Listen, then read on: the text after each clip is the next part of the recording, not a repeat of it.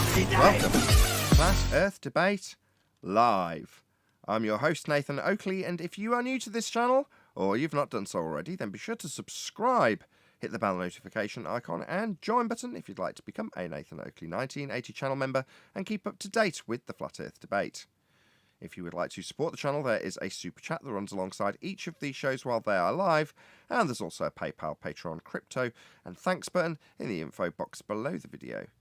Most importantly, if you'd like to join the discussion, simply mute the page you are currently watching, then click the link in the info box below this video to join the panel and express your views on the nature of Earth.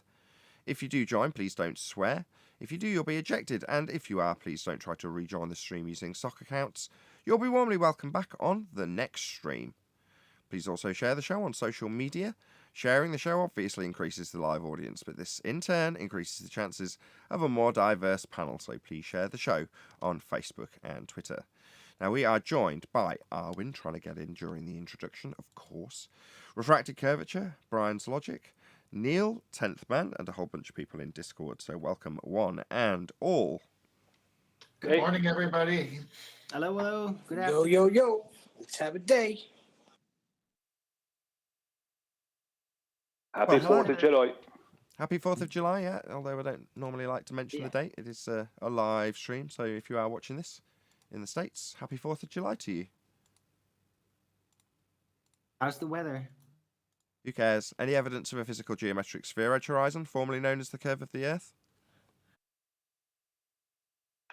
Well, that would involve a radius, would it not? Yes, it would. And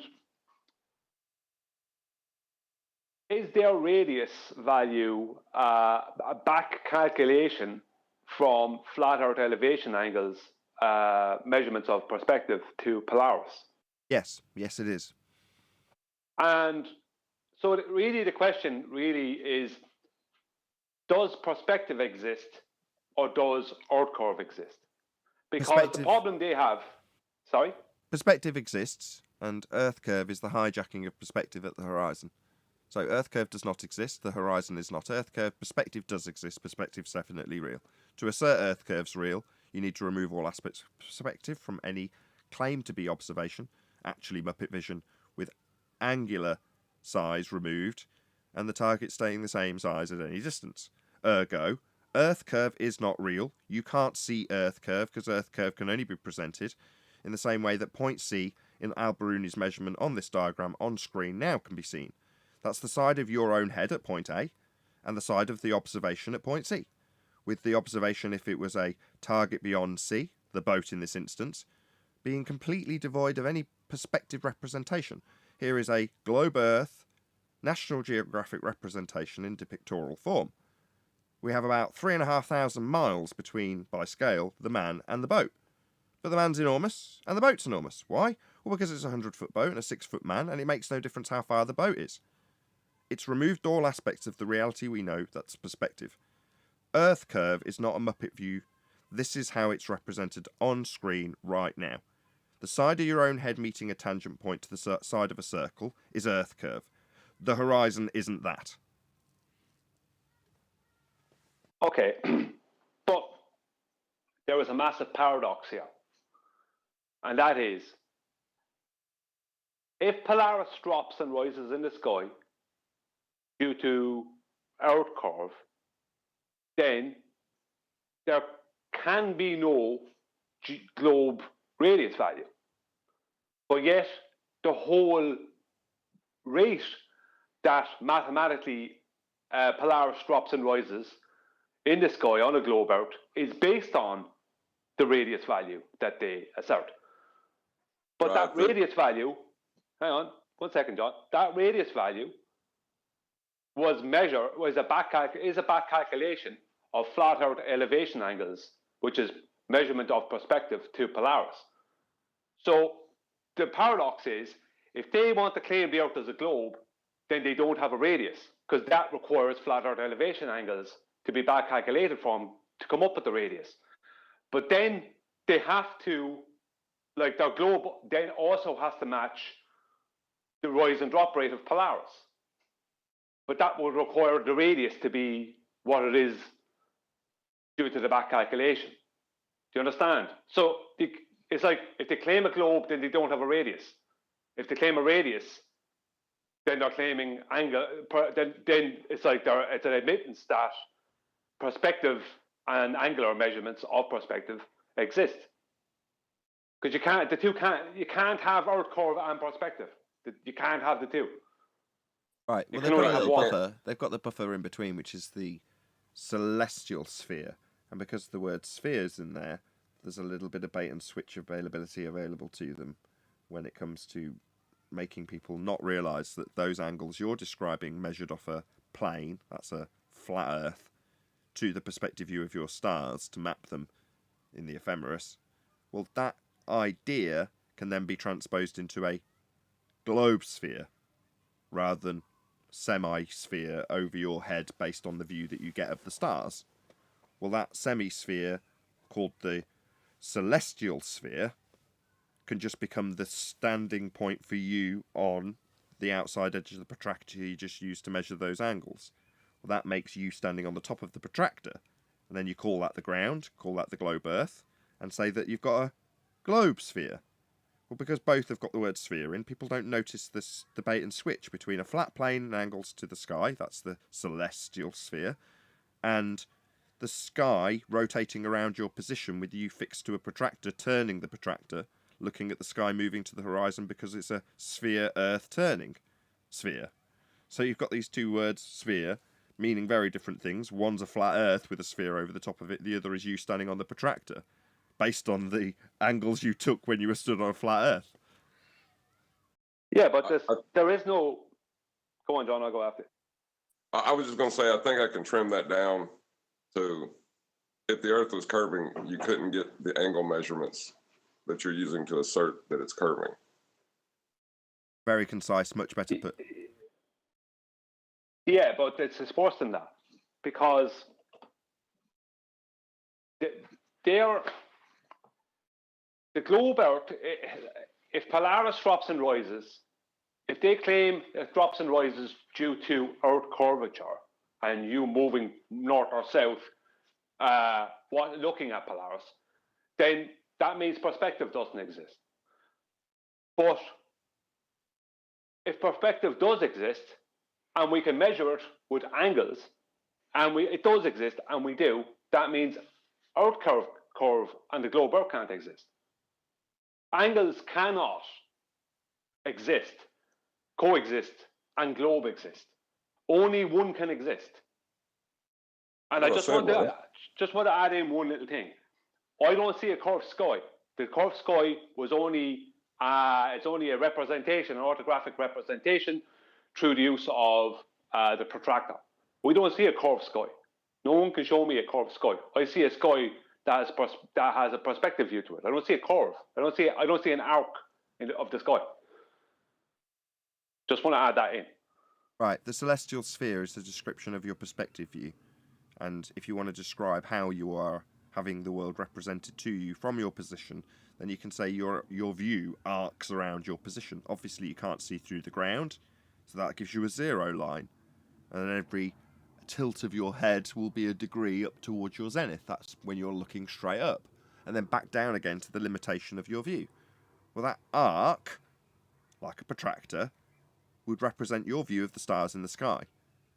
Well, that arc would be called the celestial sphere if you're doing it from that particular location.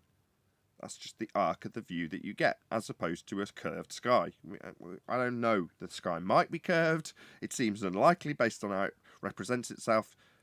But there we go. You're right. I don't see a curved sky either. Of course, on the globe, the Earth has got sphere-shaped air, let alone sphere-shaped sky. It's got sphere-shaped air. Anyway, sorry, John. Well, I was going to say, that part really doesn't matter because you need the flat plane either way. Yep, to get the angles.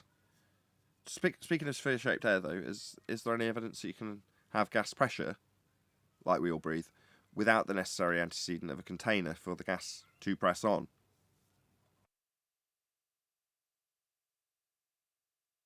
No, you can't have sphere-shaped air unless the container is sphere-shaped. Right, but the globe Earth's got a sky vacuum and availability of volume for the gas we're all breathing to fill, and no containment. Well, that debunks the globe. Globe's existence, doesn't it? Right, sphere-shaped air used in the Muppet Vision maths to bend the light through the sphere-shaped air that we don't have and can't have, and we'd all be dead if we did, because it would have dispersed into the sky vacuum. I was thinking about this yesterday. Doesn't it go one step further and debunk the heliocentric universe? Yes, it does. That's correct.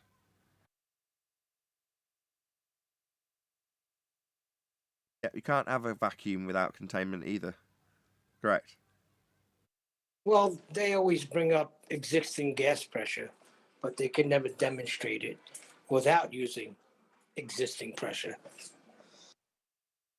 Yeah, but that's like saying, show me a bucket of water without the bucket, and they keep turning up with a bucket of water and going, look, right in the middle of the water, right? See the water that's in the middle of the bucket? That's got no bucket. You're like, yeah, but it's surrounded by a bucket. Yeah, but inside the bucket, there's no bucket around any of the water, is there? There's water that's only touching other water, therefore no bucket required for that water. When you say it like that, it makes them look even more stupid. You just freeze it. You just freeze it and then take it out of the bucket. Right. Analogous by a really vague way when I use liquid instead of gas. But when then you take it to solids, you know, it's not like it's loose bonds and they're flowing over each other, so you can have the context be it dribbling out of the bucket. Solids are solid, bonded. Liquids are loose bonds, but still bonded. Whereas gas, completely unbonded. It's not attached to anything. It's not like you can suddenly freeze the gas and go, there you go. there's your high-moving, high-velocity elastic collision gas, all frozen. It's like, well, how did that happen? It's either going to condense into a different state of matter, or it's a gas. It's going to freely move in all directions, unbonded, to fill whatever volume it's got to fill. That's what gas does. Yeah, but the water around the centre of the water in the centre of the bucket is containing the water at the centre of the bucket. That's globe logic. I see. Yeah, but it would all dribble out without the container, and in the case of gas, it would disperse into whatever volume it's got.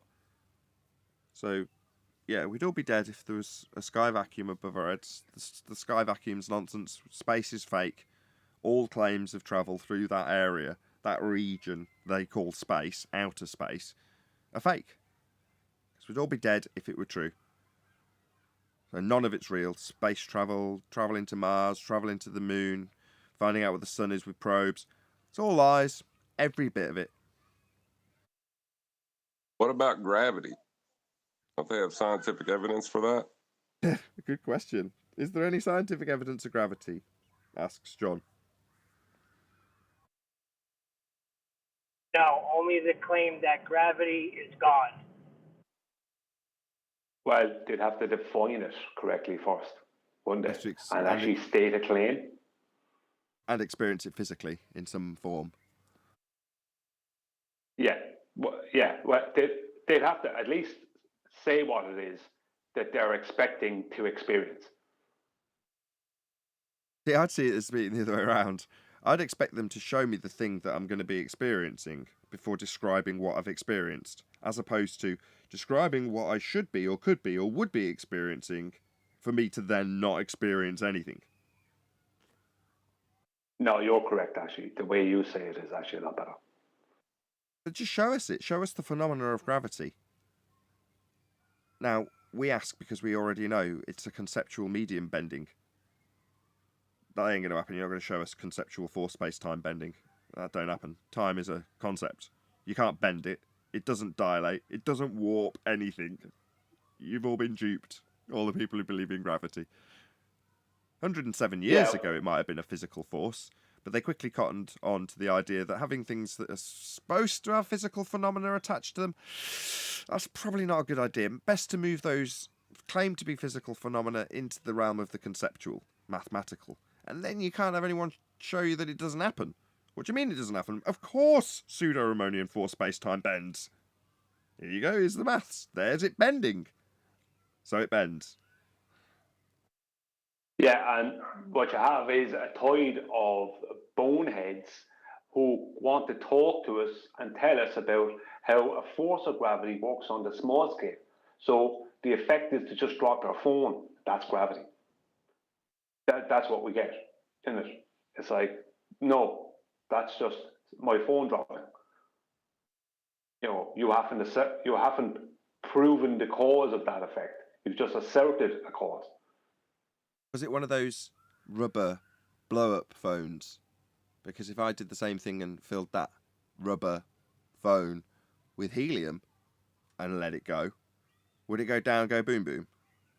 What about the gas itself? Regardless of any solid container I might put around that gas to demonstrate this effect, the phone's going to go up, so's the gas. So while he might be dropping a solid through the medium of air that we have because we must be contained, that's a different side issue. But that gas is also part of our existence, and that's not going down. It's got what they never managed to define as having mass. Well, it should be going down, go boom boom if gravity's real. Gas has stuff, therefore it should be attracted to the mass of Earth. It should be bending in the space-time well, going down at 9.8 meters per second by our perspective, because according to them, Earth's moving up at 9.8 meters per second because of the result of a bending of space-time. Therefore, gas should be going down, go boom boom. It doesn't, though. Gas doesn't go down, go boom boom because of a conceptual medium called space-time bending. It expands in all directions at high velocity, and considering that most of it's created at ground level, if not all of it, well, it's not going from the ground, go down, go boom boom. It's going from the ground up. Debunking gravity. Well, didn't Phil Bell calculate how quick a pumice stone would fall to the Marianas Trench? Yes, for Anthony. Much to Anthony's delight. I like Anthony, but I think that was kind of a low blow. I mean, anyone could get that wrong. And just focus on the word stone and not realise that the pumice stone won't sink. So, if he did it to someone else, I'd be like, yeah, whatever. But Phil is kind of like, Phil didn't really deserve that. No offense, Anthony. In the interest of balance, Sleeping Warrior's a prick. But he's a professor that didn't know pumice stone floated. Yeah, So I we're think all that. clear. But that's common sense. So what? If you put... I hate you when you put me in a position where I have to defend someone like Phil Bell. Okay, I'll do it with my own family rather than knocking Phil Bell or bringing Sleeping Warrior into this. I mentioned the other day, bigging up my own dad, that he used to be a programmer back before he retired. Sounds swish, right? Dealing with logic, complex stuff. Yeah, the guy couldn't figure out how to make his alarm clock work. I'm not even joking. Basic 3-4 button alarm clock. He couldn't set it, couldn't get the alarm to work. He'd never do it the entire time I grew up. Could program complex logic into a system and make it work for a vast database. Couldn't get his alarm clock to work. So what? If you put Professor Phil Bell on Jeopardy, I'm sure he'd do very poorly for general knowledge. So what? Does that really speak to anything? This is pure ad hom, really. No. Sleeping Warrior. No. Gotcha. Did your dad claim to be an expert on alarm clocks? No. Phil Bell claims to be an expert on gravity. Still just a cheap gotcha to me. It is a cheap gotcha, but it's on someone who claims to be a subject matter expert. I'll concede it's on topic. He's asking the question around the context of gravity. I'm just trying to find a way of being as Weasley as Sleeping Warrior is when he allows something detrimental to me to go along with his point unchecked, just because who cares if it's detrimental to me? You know what I mean? So I'm just trying to do the same thing. But you are right. It was perfectly contextualised. I can't really have this dig against Sleeping Warrior because he's contextualised it perfectly. It's in his subject matter expertise field. Therefore, if he gets it wrong, it doesn't matter that it's pumice stone and that's seemingly a gotcha, When it's his expert field, he should bloody know. If he's going to say, I know, don't get it wrong then. And Sleeping Warrior is, I think, objectively a dick about the way he treated you muting people, being the same as the way Jim Panda mutes people. Yeah, he did. But it wasn't conducive to his point, so it didn't matter. So he just moved on with that intact, regardless of my objections. But that's I just thought typical I thought lawyer Sleeping behavior. Warriors. I thought Sleeping Warriors argument was rock solid myself. I think you'll find it sunk like a cork. Sorry.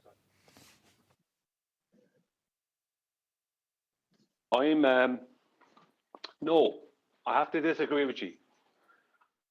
Bill Bell never claimed to be an expert on the density of mediums in accordance with the density of objects, substances, or gases, or liquids. He claimed to be a gravity expert. Now, density has nothing to do with gravity, does it? Does really density have anything to do with gravity? It's mass is connected to gravity. So he's an expert on mass and gravity, two things that don't exist. So you can't expect him to know that a pumice stone wouldn't go to the bottom. If I was asked the same thing, I didn't know what a pumice stone was. If I was asked the same thing, I wouldn't have known. Hold on, but he claims that. Hang on. He claims that gravity is the reason things go down. Yeah, that's fine. But my point is that I focused way more on the density of mediums and the density of objects and substances, blah, blah, blah, than Phil ever did, obviously. Oh, I see what you're doing.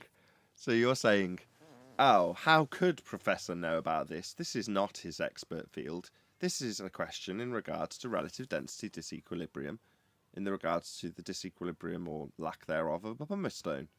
And this is our expert field. We know about relative density disequilibrium, various different mediums and all the rest of it. You guys completely ignore air. And when we do talk about air, you talk about it going down. Yeah, because you've got mass and an expertise in gravity. So what Brian's saying is, how can you possibly hold him to task on not understanding how the world really works in this explanation relative density disequilibrium? He's an expert in pseudoscience. Can't be expected to know how that works. Only reasonable, right, Brian? We know about that sort of stuff, physical reality. He knows about the pseudoscience of mass. Yes, Horse crap. Yeah. Horse crap. You can't claim to be a professor of science claiming gravity and not know that a pumice He's not stone claiming floats. to be a professor of science. He's claiming to be a doctor of philosophy.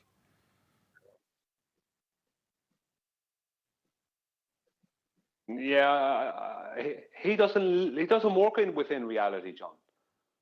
And as I said, even though I do work within reality, if Anthony asked me about a pumice stone, I wouldn't have known until Anthony told me that a pumice stone wouldn't sink. I wouldn't have known what a pumice stone was. I don't know. I didn't know what it was. I still don't know what it is. I just know that it doesn't sink. That's all I know. Well, it does. In terms of the philosophy of gravity, which is what Phil's an expert in, I'm agreeing with you, Brian. You shouldn't be expected to know about this stuff. He's got an expert field in a philosophical idea of pseudo-Ramonian bending for space-time. That would be gravity in the current description. That's not reality. So you can't be expected to be challenged on how pumice stones are going to react in a seeming to parallel with gravity, but isn't because it's not described in pseudo-force space. So it's not reasonable. Excuse me. So you're saying that Phil Bell doesn't believe any of this stuff is reality, so he shouldn't be able to be challenged on reality? I wasn't there privy to the argument. If he explicitly stated that he's claiming this is reality, then absolutely, I'd take it all back in a heartbeat. But with him not here, I'm going to give him the benefit of the doubt and say that this is his doctorate in philosophy, PhD, whatever you call it. Well, that's what it is, isn't it? It's an idea. It's a philosophy. That's what gravity is. You know, you can think of it as a force. That's not explicitly stating that this is how it takes place in reality. If 95% of the Western world believes it's real, Stereotyping and fallacy. he's asserting, Yeah. hold on, He's not Mo. here. Stereotyping fallacy. I'm not going to pin that on Phil if he's not here. Stereotyping fallacy. Well, Is there a let's hold on a professorship? second. Oh, get into Is the there a direction, John. This is professorship? just what I was looking Let's for. actually Hold on. advance the argument. Go ahead.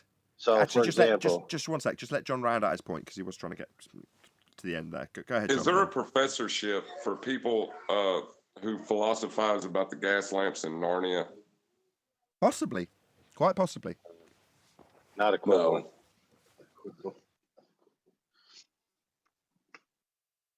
Okay, what is equivalent is if you're going to do a gravity that has to do with falling to the Marianas Trench, then the implication is that there's water there. And in order to do such thing, you need to know the weight of the object, right?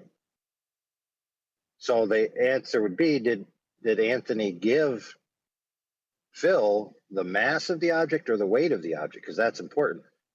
Because when you say weight, right, weight in Phil's paradigm is only relative to the gravity that the object is within at the moment, right? And in order to know that, you need to know what medium it's in, right? Because you need to have the specific gravity of the object, which is essentially the buoyancy of the object within the medium that it's in. So to forego that and just go straight to the mass equation would be a foible on Phil Bell's part. Not knowing what a pumice stone is irrelevant. Plus, you couldn't qualify it in such simplistic terms for Phil in those terms because pumice stone is a solid with the gas dispersed through it. So it's not reasonable to give him a 500 kilogram pumice stone. Okay? No, because it's still going to behave in the same manner because of the air that's dispersed through it, right? So giving him those values is oversimplified. Can I put a question to the panel in contrast? What Phil might say, there's something else that relates to this, and that would be a bucket filled with water and spinning around your head. Every child knows why the water's staying in. How come Phil doesn't? I just want to go on. I just want to get before we move off onto the bucket thing. I have to kind of go against what was said a minute ago there. Once you bring specific gravity into it, you're bringing density into it. So consequently, then you're not talking about gravity anymore. If you're talking about weight within Phil's paradigm, weight is mass times gravity. So mass is given weight via a force of gravity. So even if Anthony gave him the weight of the object, he's still going to, within his paradigm, he's still going to calculate it via the mass or whatever. He's still going to want to know the mass to calculate it because he's only thinking mass given weight by gravity because gravity force causes things to go down because they're attracted towards the solid earth. Sorry. So he's asserting... Wait, hold on a minute. He's asserting things fall to Earth? I thought y'all said he believed in Narnia or something like that. He's asserting that things are attracted to the Earth. Correct. Because the Earth is the biggest mass. That's what he's asserting. So he's asserting this in reality then, because we live on Earth, right? Yes. We Okay, stand on John. Earth. Yeah, okay. We've got to that point. I didn't realise that was what I was opening the door for. Okay, I take it all back. It's absolutely down to him. It's his responsibility. Yeah, fine. I can take it all back.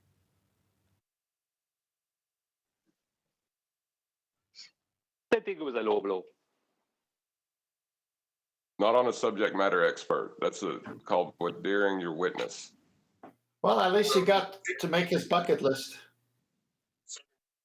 Yeah, I agree. Anthony led him beautifully on his expert theory. Yes. But look, the gotcha is not knowing what a pumice stone is. The gotcha is not going through all those processes that I explained that you would need to know in order to do this calculation correctly. It would lead you ultimately, if you did it correctly, to the question, what is the density of the object in question? You'd need to know that in order to do this accurately. Yes. At which point we're no longer calculating specific gravity, though, are we? Yeah, you have a specific density and volume in a specific media, right? And then you could calculate that, how it's going to respond to that media at that moment. And what you've just described, do you want to just repeat that list again? Because it didn't involve gravity. What you just described was calculating... You just talked about calculating the relative density versus the medium. Yeah. Yeah, but Right. that's relative density. To the question, what is the density of the object? You need to do this. Birdman's playing it back for you. Birdman, can you pop yourself on mute? You're causing a bit of feedback. Birdman, can you hear us? You've joined a live show and are now causing audio chaos. Yes, I hear you. Can you just pop yourself on mute if you didn't want to say something? Unless you had something to say, of course. Oh, I didn't know I was off mute. I'm sorry. That's all right. Just pop yourself on your own local mute.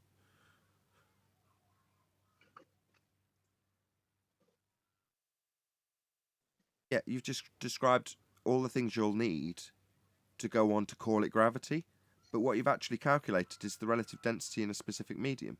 But that's what we call it.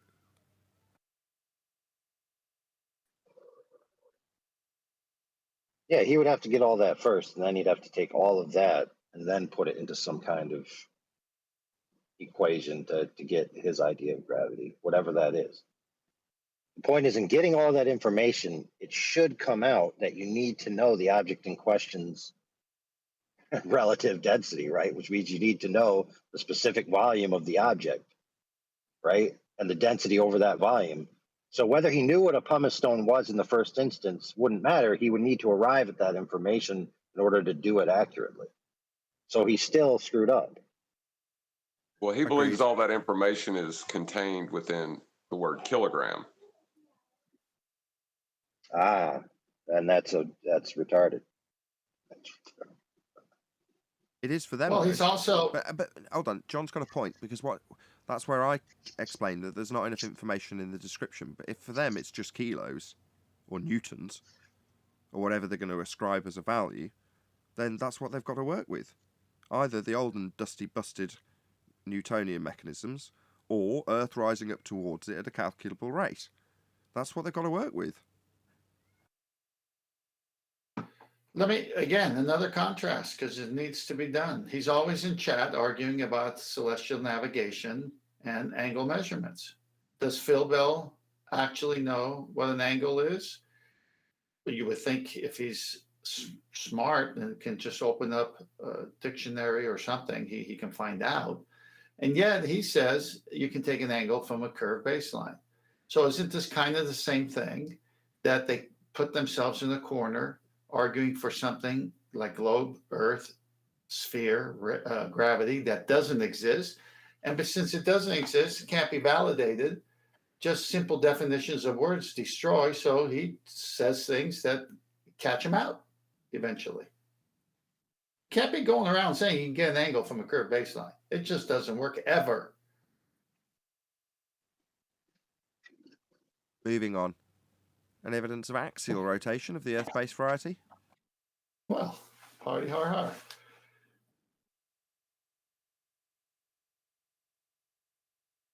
What axial rotation? You need an R, radial value.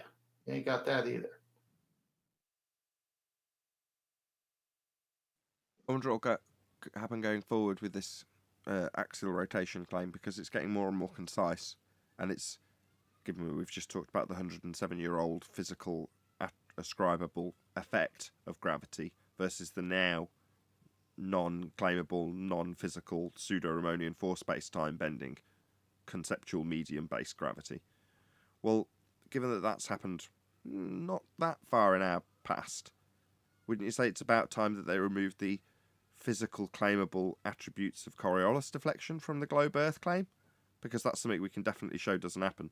There's a claim to be physical effect called Coriolis that we're supposed to see because we turn beneath things on a turning Earth. And we can show it doesn't happen. Just that simple. How can you ask? Wow. How can you ask them to remove something that they put in there on something that doesn't exist to make it seem like it exists? They managed it with gravity 107 years ago. So they can't remove it then, because they need it still going, because it doesn't exist to prove the other thing that doesn't exist. I don't know. They've kept dusty old Newtonian gravity around for 107 years, still teach it to the state of children. That's what I'm saying. I'm agreeing with you. They need to keep it because it's the only thing holding the lie up.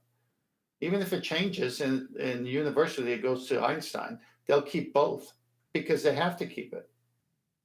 Sure, but there was actually a point where Einstein superseded the current understanding of gravity. In other words, regardless of it still being taught by the powers that should not be to our children, not my kids, but to some of your kids, well, that rhetoric, if you go through the motions or went into higher education and learnt about it, doesn't stack up in physical reality in a modern, I hate to use the word, scientific description. It's not science, but that's what they'll call it.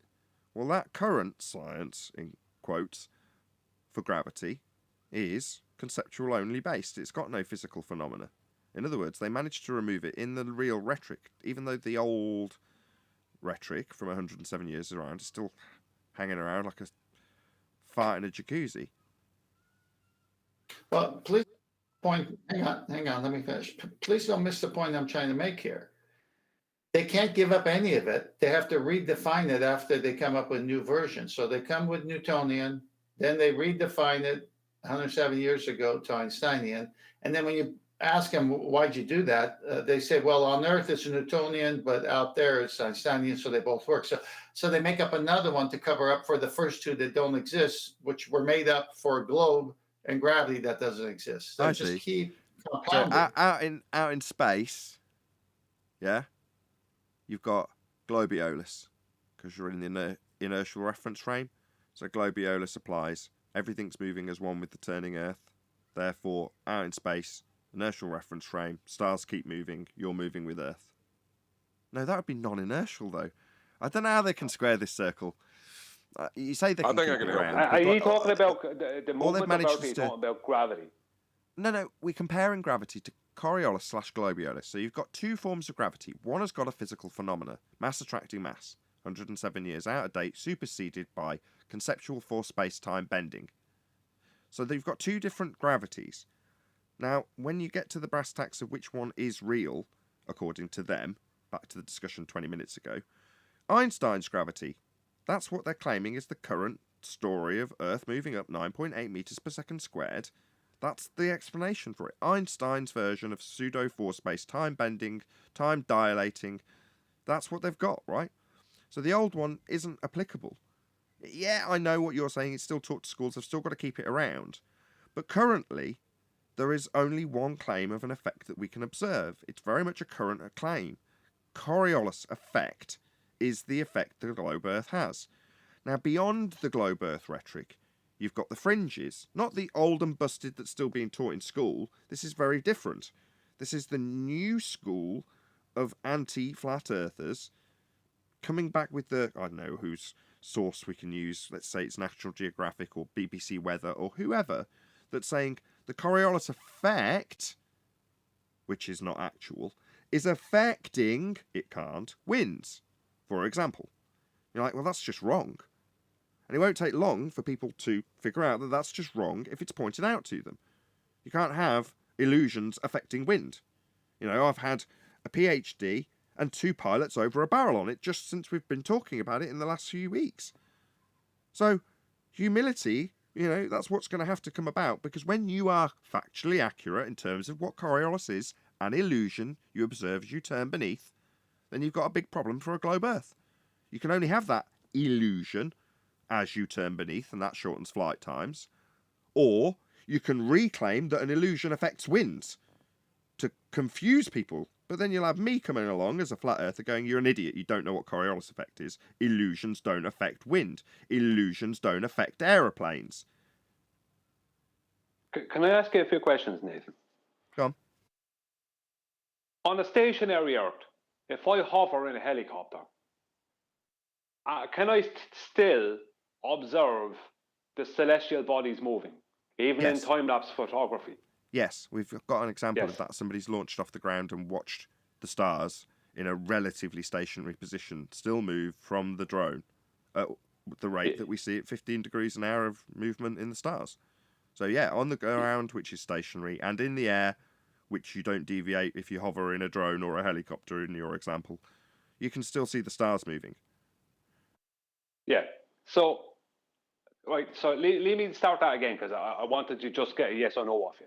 So, if we assume a stationary Earth, then if you hovered off the Earth in a helicopter, then you would still observe the celestial bodies moving. Yes. Yes? Right. Now, in reality, is that what happens? Yes. Right. So we shouldn't be talking about the Coriolis. I know this is it may be a bit cheeky to say, but why are we even talking about the Coriolis effect when the truth is it's up to our opposition, to prove the Earth is not stationary. It's up to them to prove that. Because everything that would happen on a stationary Earth happens, doesn't it? I'm with Brian on this.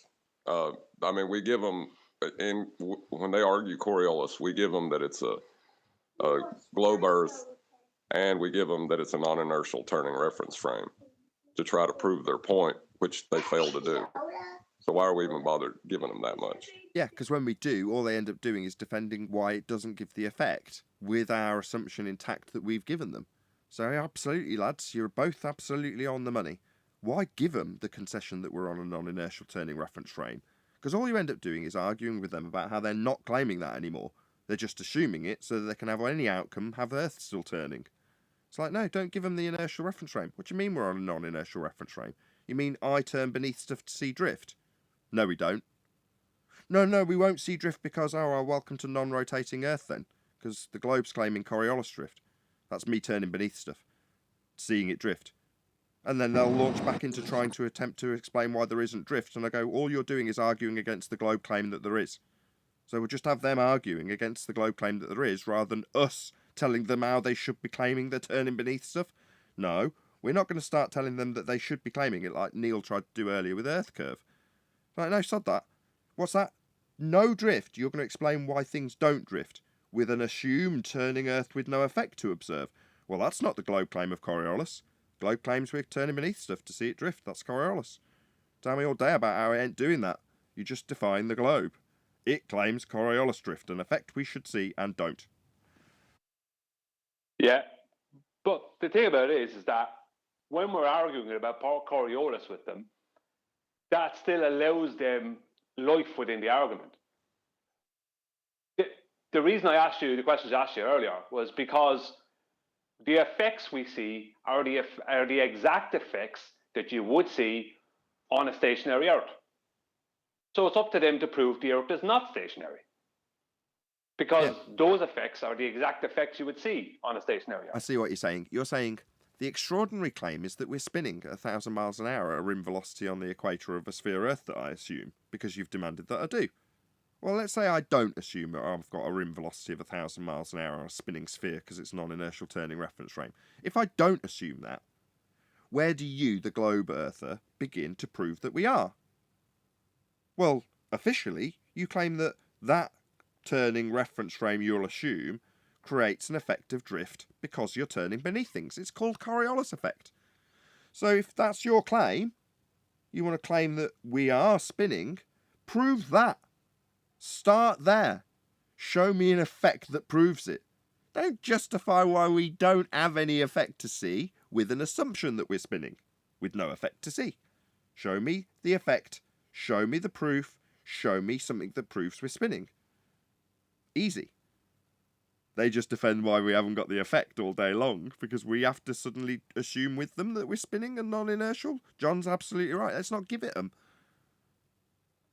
They work off our intelligence because they know we know what Coriolis really is. So we start from the point that everyone's got an understanding of Coriolis, so we'll work within that framework. I'm just going to play dumb. Coriolis effect, what's that? Show me what it is. How does it work? How does Globe Earth do that? I've been saying this for years. Why we emerge? Absolutely, Neil. Can't You hear have you, been Neil. saying it forever. I think Brian said it a couple of weeks before, though. I've got to be honest. Well, look, the thing about it is, I know what they're going to come up with, right? When we ask them, prove the Earth is not stationary, what they're going to come up with is they're going to claim the Coriolis effect. Or they're going to probably call it the Coriolis force. And then what they're going to try and claim is that flights moving north to south or south to north, due south, due north, whichever, will have a deviation. That's what they're going to come up with. Okay, prove this deviation. Yeah, show This me. can't Show prove me a it. guy on the ground watching that flight deviate, because that means that you're turning beneath the flight. Right, But prove the see, the reference thing about frames. it is a couple of years ago. Sorry, did I cut you off, Nathan? No, it's someone else in Discord. Go ahead, whoever it was. Hammer, I think. I'm saying the onus is on them to prove the reference frames. Exactly.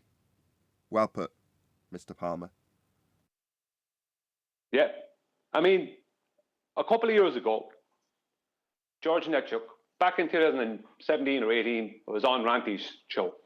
It was a short while after Ranty started his show. George Netchuk was on there with me and Ranty. And I used the London to Lagos flight, right? Because he was claiming Coriolis, right? Now, I knew at the time that what real Coriolis, I think I had known at that point what real Coriolis was. But he was claiming that Coriolis is only a north-south thing, or south-north thing. And he was claiming that it's observable in flights, and, or let's say pilots have to take into account these things. No, this kind of rubbish, baseless claims they were always coming out with. So I said, okay. I said, let's do London to Lagos, right? And he went off and got 16 or more different flight times, and the speed, the average flight time and the average speed was all worked out for that flight from London to Lagos, right? That's a north-south flight. And at the very end of it, he didn't realise until at the very end of all his calculations that there was no room for a deviation. The time that it took the plane to get from London to Lagos moving at this average speed meant that it matched the exact time that the plane does traverse that distance. So for it to have to do a deviation, not only would it have to, once it takes off, not only would it have to fly out from London over Schiphol, which is in the Netherlands, and head for the Middle East or somewhere like that to meet up with Lagos under those conditions. Not only did it not do that, its timing was exactly as it should be for that exact distance if it flew in that exact direction. I remember Ranty, when he used to admit to being a flat earther, was laughing his ass off. And the audience were laughing their ass off because George was after proving how his claim was total rubbish. Got a newbie in. Is that a newbie? DJ something or other? DJ 39453.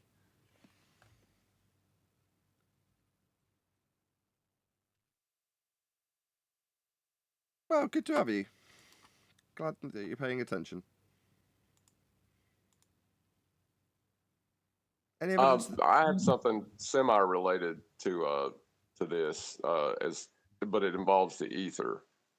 Do you want to move on, or can we discuss that? I don't mind discussing the ether. But what? There's less than 100 people watching. There's like just under 100 people watching, which is pretty crap towards the end of the show, I've got to be honest. Please share the show if you haven't done already. Well, the ether, right? Because Bob Nodell back in the day, he done a gyroscope test, and it showed 15 degrees rotation of the gyroscope. And he came back after that and said that it was ether drift causing that. So we've already established Earth is not a non-inertial turning reference frame. To assert ether drift, you would need a non-inertial turning reference frame of the ether, would you not? No, it would still be a non-inertial turning reference frame to call it drift in the same context of Coriolis effect. Right. If you're on the inertial frame, right, and there's a non-inertial turning reference frame around you, isn't that what, in effect, Bob Nodell was claiming? No, because the drift would be the cage moving around the fixed frame of the fibre optic gyro. Unless I misunderstand how fibre optic gyro works, it's just the same as any other gyro. What you're seeing is the cage move around it, which means that the cage has to be attached to a non-inertial spinning reference frame in order to call what you see drift. Contextually, that's Coriolis drift. That's what it is. Now, ether rotation would be something taking place that's devoid of the reference frame attached to the spinning gyro that isn't deviating. Now, without being too pedantic, you said the gyro drifts. No, it does not. Gyros do not drift. The hashtag thanks Bob, he didn't demonstrate drift. No. Was that ever resolved? Okay, You know, okay. whether it was I a have to fault of explain the this to John. equipment? Yeah, well, no, because I took it as read to make my example in terms of what that means for the globe. So the assertion. Right, I'm from not. Go No, no, no.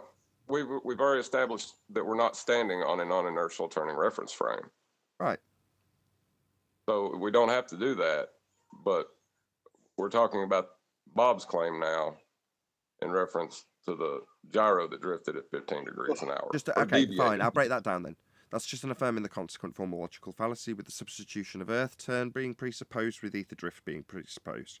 The fact that the gadget doesn't necessarily line up in terms of the language used to describe the drift observed is irrelevant because it's just an affirming the consequent that Bob's repositioned with his own claim. P statement's no longer Earth turning, it's now ether turning. If P, ether turning, then Q, drifting gyro. Drifting gyro, Q, therefore ether turn. It's an affirming the consequent formal logical fallacy. Just the exact same fallacy that was being used by the globe Earth. The only problem with the globe Earth claim is that if you take it as read, that Earth is turning beneath the gyro, well, that's the claim the globe's making. That's Coriolis effect. You turning beneath to see things drift. The 15 degrees of the drift of the cage around the fixed reference of the gyro, which isn't attached to the claim to be turning Earth. Ergo, you're turning beneath the gyro in its fixed reference frame. Inertial. Well, that means you're turning beneath aeroplanes. If you take it as read, that claim's true, that we're seeing Coriolis drift at 15 degrees an hour in the gyro's cage, then you're turning beneath stuff that's inertial in its frame of reference. Therefore, you're turning beneath aeroplanes. Right. That's, you went back to the globe claim again. What I'm saying, though, is if there's a moving reference frame moving at 15 degrees an hour around you, would that not cause an actual deviation? No. You'd have to be attached to it. So if the gyro was physically attached to the non-inertial frame of reference, which in the description that Bob Nodal gives is the deflection that he's describing in the word drift. Well, that's the star movement, isn't it? Let's forget calling it ether drift. Doesn't matter what label he gives it. Well, that's not part of the reference frame attached to the gyro's cage, is it? So you can't repurpose the assertion other than if my claim, then parlor trick, therefore my claim. Well, no, he's claiming that the gyro, not the cage, is moving with the stars, right? No, the gyro doesn't move. I thought sorry, John, do gyroscopes, the motion of a gyro, does it drift? Is that what it's useful for? The fact that gyros drift? Is that what they're known for? Drifting? I'm only working within his claim. But the gyro does not drift, ever. Gyros, I'm sure you can have examples before some wanker in the comments corrects me on some mechanical imperfection. That's all I'm talking about. The principle of your perfect gyro without fault is that it spins in free space, not affected by your movement. If you've got a bicycle wheel spinning on the end of your finger, you can move your hand and arm through any motion and axis, and the bicycle wheel will stay in the same plane, spinning, won't it? So by principle, that's gyroscopic motion, not drifting. The drift you observe, claimed by Globe Earth in a gyro, is because the cage, I don't know how to describe that in a fibre optic gyro, I don't care, is attached to the non-inertial turning reference frame. That's how their claim makes sense. When you just reposition it to the non-inertial reference frame isn't non-inertial, it's now stationary. Well then, what's causing an effect on the gyroscopic motion when the effect is the cage claimed to be moving at 15 degrees an hour, noticeable in the fact that it's moved around the fixed frame of the gyro? That doesn't translate into the stars having a frame of reference moving or otherwise. It's got no bearing on the machine. Right, you just said it. The fixed frame, right? What if, well, in essence, his claim is that it's not a fixed frame of the gyro that's rotating at 15 degrees an hour, as demonstrated by the gyro. Right, it makes no sense. Therefore, it just becomes if P then Q, and if P is ether drift and Q is parlor trick. That's all it becomes, because it doesn't make logical sense in terms of how the physical motion of the drift would be claimed to be influencing the not drifting fibre optic gyro part of the machine. That doesn't make sense when you translate it to the sky. It just doesn't work anymore. It's merely if P, ether drift, then Q, drift in gyroscope. Gyroscope drift, therefore my ether turn. That's all it is. Can I insert something now, please? Unless Been John's trying finished. for the last No. 10 minutes. Hold on. Are you done, John? Yeah, Was there I will. anything else? Yes, you can, Owen, if he's... Yeah. If... Yeah, I am. I'll reformulate it and then present it to you a little bit better. Okay. Can I? Yes, Right, Owen, so go ahead. there was an issue a while back where you basically stated, yeah, gyroscopes aren't supposed to drift, so wasn't Bob's gyroscope basically a faulty gyroscope? And we've never, why aren't we pushing that? Like, it's basically the ring laser gyroscopes are not supposed to drift. I just Googled it, do ring laser gyroscopes drift? And it specifically says it eliminates a significant source of drift. So it seems like ring laser gyroscopes are supposed to drift less. No, I'm Owen's not done confused. yet. Let me just break down what they mean. You're right into the reference. The reference is right, but you're wrong in your understanding of what they mean by eliminates mechanical drift, i.e. the bearing causing the gyro itself to not maintain the principles of gyroscopic motion. That's what they're referring to in a engineering regard. So when gyros actually drift, that's a defect. They shouldn't. It should maintain perfect gyroscopic motion in a fixed... We know this. Hold on, Owen. about Flat Earth Solar, mechanical did you want to add gyroscopes, something? right? Hold on. Flat Earth Solar, did you want to add something to that? Yeah, I just wanted to add that Bob's claim was that he also took it in an aeroplane and that he registered that drift at different altitudes. And then you're completely detached from the inertial, the spinning reference frame. So then, like you were saying, what are you registering if there isn't that second reference frame to pick up the drift in the first place? I wasn't done All yet. that does is debunk the claim of non-inertial turning reference frame that's Earth, but can't be retranslated into a different affirming the consequent claim, unfortunately for Bob. He did. That's his problem. Right. I'll go after Arwen. I would No like to offense to continue now. everybody here, but how can we be so ass backwards when we've been talking about this stuff for years? Who's I'm trying to resolve it right now. Okay. Why go on, don't then. we actually figure out, like, do ring laser gyroscopes drift or not? Or was it simply a mechanical flaw, as we suspect? But is it actually absolutely so?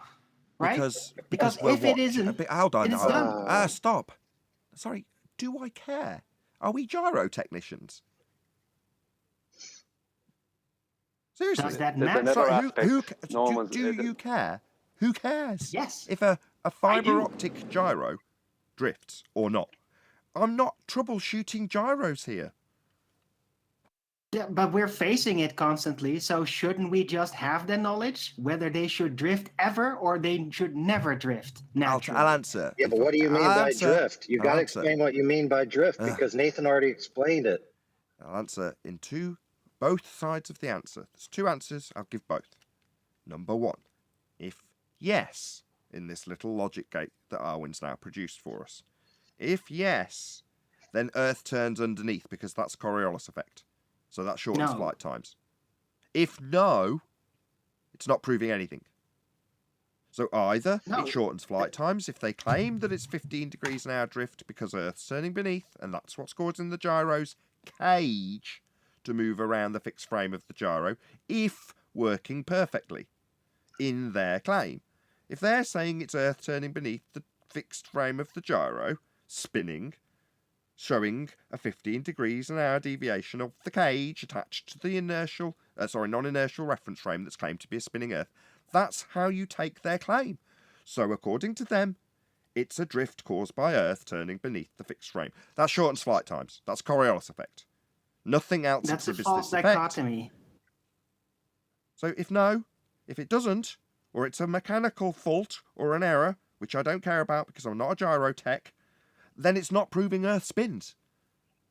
Either shortens Even flight if it times or would not be proving spinning, Earth it spins. doesn't prove Earth spins. It doesn't prove Earth spins either way anyway. Correct. If the Earth would be spinning, it would prove it, but it doesn't because all gyroscopes would spin. They don't. That's a good I just point. want to No, know, that's a is good point to there an round out on. effect that the gyroscope does? That's a good point Unique. to round out on. Exactly.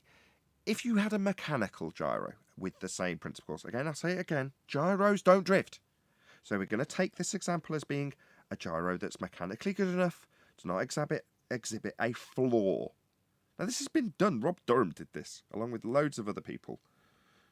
You get a gyro, you spin it up to a sufficient speed, and you stick it on the ground and watch how much it drifts. The cage around the gyro.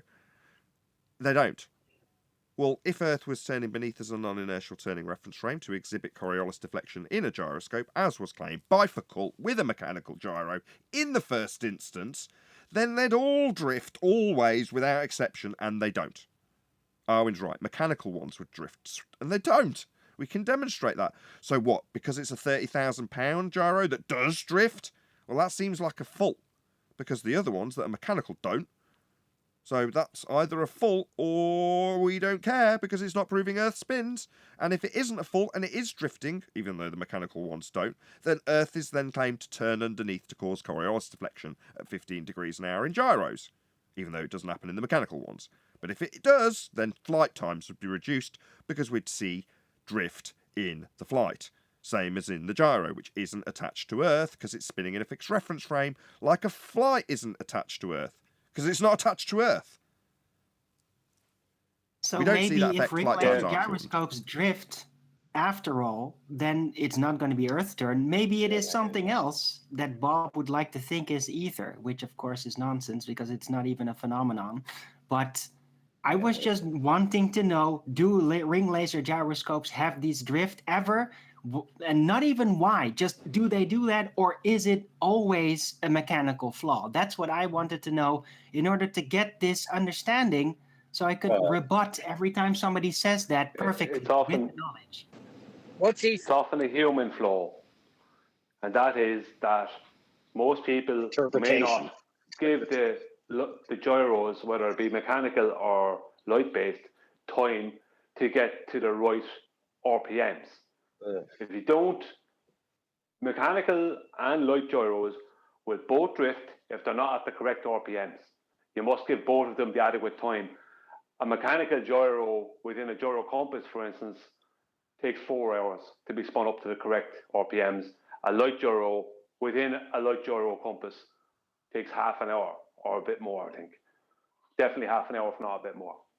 So it's very likely that people are turning these things on and they're not being spun up to the correct RPMs or not being allowed to settle themselves correctly.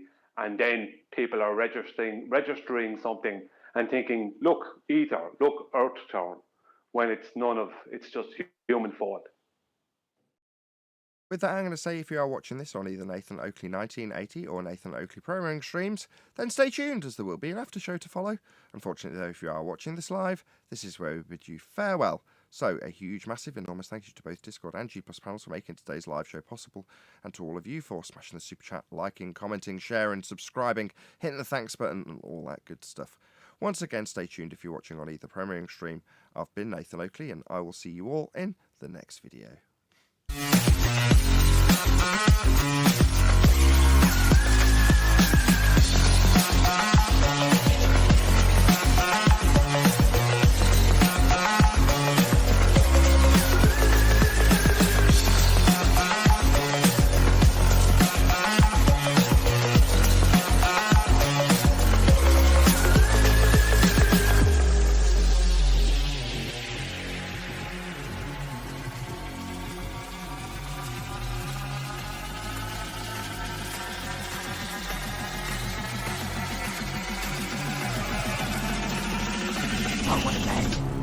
Copy day.